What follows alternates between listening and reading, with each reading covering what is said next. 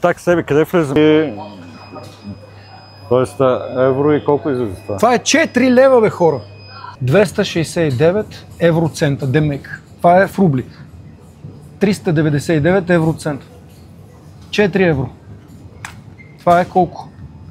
Защото... Това тук си го правят, те си го правят. Това си е местно. Цената вижда ли си? Вижда се цената. Да.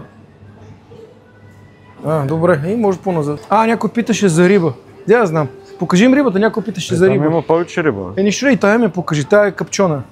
Това е пушени риби има. Те ще влезем.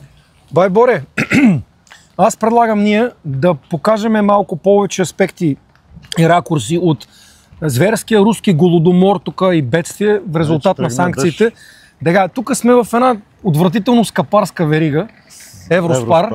И сега ще влезете да видите. Колко е часа да ни кажа? 4:12. 4:12. Хората са на работа, затова ако някой глупак попита, що няма хора, бе, да знае, че е работно време. 4:12. Айде влизам. Влизам и така да голодомора. Обърни тук да видят хората и ще вървиме напред. Тук машинките. Банкоматите. Влизаме. Че не ми вярваше ми така. В Русия се оказа, има ли банкомати, бе, хора? Стига, бе, так. За тебе само има банкомат. Сега това, което ще удиви много български сънародници е това, че тук има банани. Стига, бе, банани. Да, бе, има банани. Ето показва. Така, тук сме в скъпарския магазин. Ето да видят хората цените. Аз ги показвах ония ден. Така. И с черешите колко са? 17, т.е.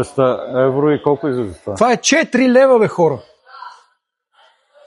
4 лева. 4 лева са черешите. 4. А колко е в България? 25. Не. Някой, ако знае колко са точно черешите, да напише, че тук вика 4 лева. Знае, показва. А в България били повече. Аз му викам, че тук е по-скъпо, не ми вярва. Така че, както виждате, уважаеми много наблизко не идва. Скъпи приятели, в Москва, в Русия изобщо навсякъде има отпиле мляко, противно на информацията по БНТ.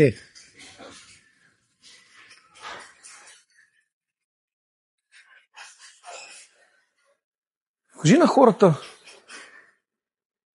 цените да видят, искат цени да видят. Да. На кое? На скъпостта. Значи на хората трябва да се каже. Рибата, нали? Някой те питал колко сега, е рибата. Цените са в рубли, което означава, че 100 рубли са 1 евро. Като видите цена, примерно, повече 179 рубли, това грубо означава евро 79.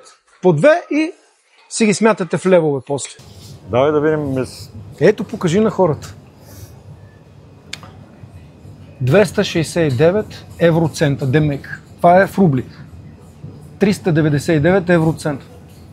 4 евро. Това е колко?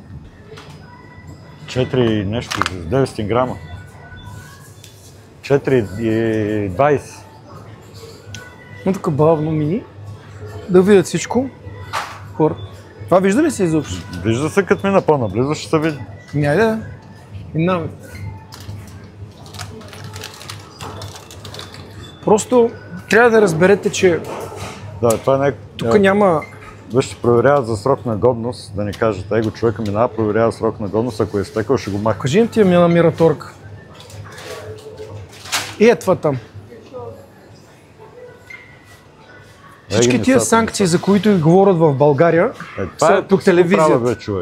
Ето, тук нека да видят цените, защото... Това тук си го правят, те си го правят. Това си е местно. Цената вижда ли си? Вижда се цената. Да. Добре, и може по-назад. Покажи ми всичко, цялото. На уважаемите ни сънародници. Нека да си мислят, че има файда от евросанкциите, към които нашата просташка политическа класа е еуфорично присъединена. Казвам. Някой питаше за риба. Я знам. Покажи им рибата, някой питаше за Там риба. има повече риба. Нищо и тая ме покажи, тая е капчона. Това е пушени риби има. И искам да знаят всички, сега много е важно, защото като... имаше един, дето ми беше казал, че има толкова много продукция, защото явно нямат пари да я купат и седи по магазините. Това е, защото и това е логика при нас там. Черещи, колко казахме? Черещи. Черещи колко бях там? 4 лева. А тия колко са, не знам, мога ти кажа. Той няма цената. Те са още не са ги сложили. Ни тук през рибата да видят хората, защото това питаха. И цени има. И каква риба? Това е... Това е един доста скъп магазин. Евроспар се казва. Беше Спар, стана Евроспар. Не, Евроспар си е бил винаги. Ня. Евроспар си беше. Не бе. Млякото в България е 3,50 някъде. Колко е? Мисля, че над 3 лева е млякото. Виж тук цената на млякото каква е. Кажи. Има и скъпо мляко, да, ама...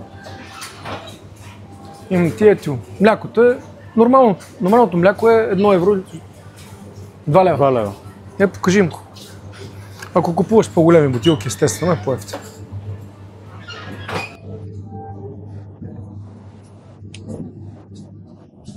И 2,20. 2,30, 40. И маслото в Русия, всичкото е истинско. За информация на скъпите сънародници. Всичкото.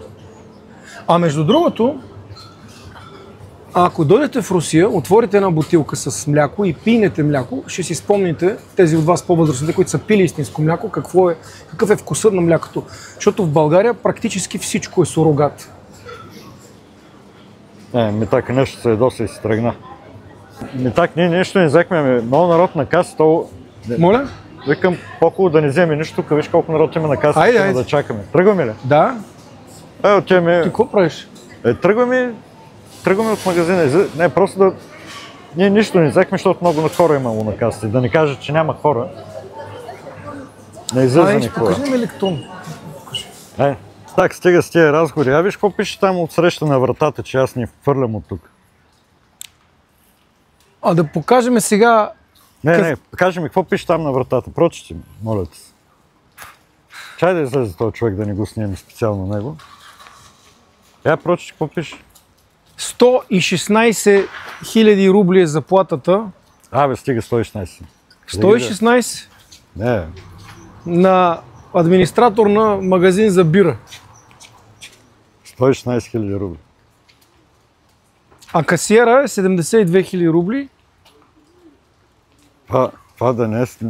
Ти ли си го написал? Не, бе. Лепът ги да заблуждават българи, аз ти казвам. Стига, бе. Така е, бе. Това е. Така. Защото ще празнуваме.